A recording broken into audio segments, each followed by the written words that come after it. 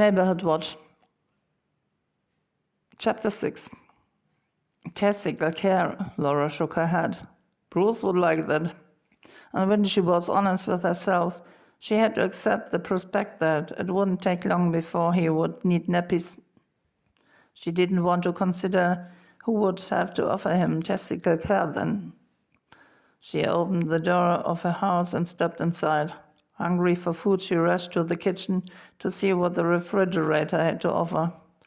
Laura heard her mother's voice again, as when, a long time ago, they had had women's talk about the birds and the bees. Several weeks after that, Laura must have been 13. She had asked her mother how it felt to make love. Mom had laughed, but Laura remembered how sad she had sounded. Lie back, close your eyes, and think of England. What a remarkable sentence.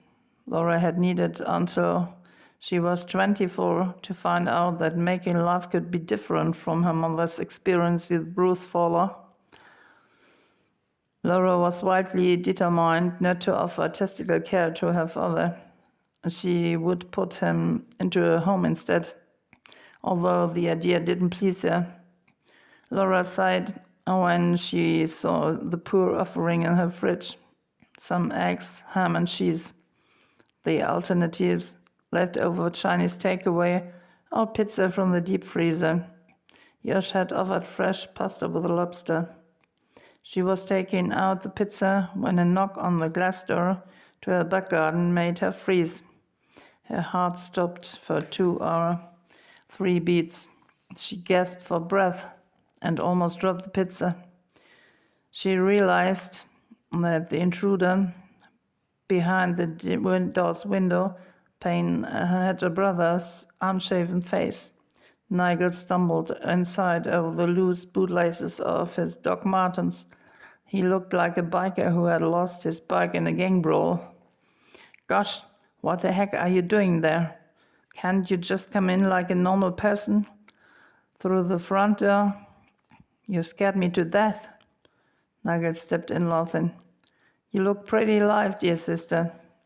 He kissed her on the cheek and behaved as if he hadn't noticed Laura's stiff body language, which should have indicated, don't touch, don't kiss, don't mess up my whole life. Pizza, he asked. Well, better than a kick in the cheese, isn't it? He took the plate from her hands and put it into the microwave. Anything else? I'm as hungry as a horse. Had nothing since I left Manchester. He went out to the patio and returned with a huge suitcase and 2 big bags. Where can I put my stuff? Upstairs in your spare room? Laura felt herself going weak at the knees. She sat down on one of the chairs at the table and folded her hands so as not to appear nervous. What's the reason for your visit? And how long are you going to stay? Oh, Laura, you should see your face. Unfurrow your brows. No kidding. What is it this time? Just holidays? Or did you lose another job? Come on, big sister, Nigel said. Give your brother another chance. People can change, and sometimes they really do, believe it or not. He smiled a winning smile, but Laura was determined not to appear weak. She had made poor decisions more than once. So what is it? Nigel went to the cupboard and took out plates and wine glasses. He put everything down on the table and went back for the cutlery. Laura could only see his back when he heard him say, I came to take care of Dad. He told me how poorly he was feeling and that you're busy. Unbelievable. We haven't seen you for years and now you turn up and, well, to save your father from a nursing home. I can't believe it. So come on, tell me what happened. Your landlord chucked you out, didn't he? Because you couldn't pay the rent for months? Nigel reminded Laura of Bill when she didn't agree to his daughter's beauty and brightness. Nigel pouted and argued. You keep on living according to your prejudices. I have changed. Just give me a chance. Laura rubbed her eyes. She was too tired and hungry to go on arguing. Nigel took a bottle of red wine from one of his bags.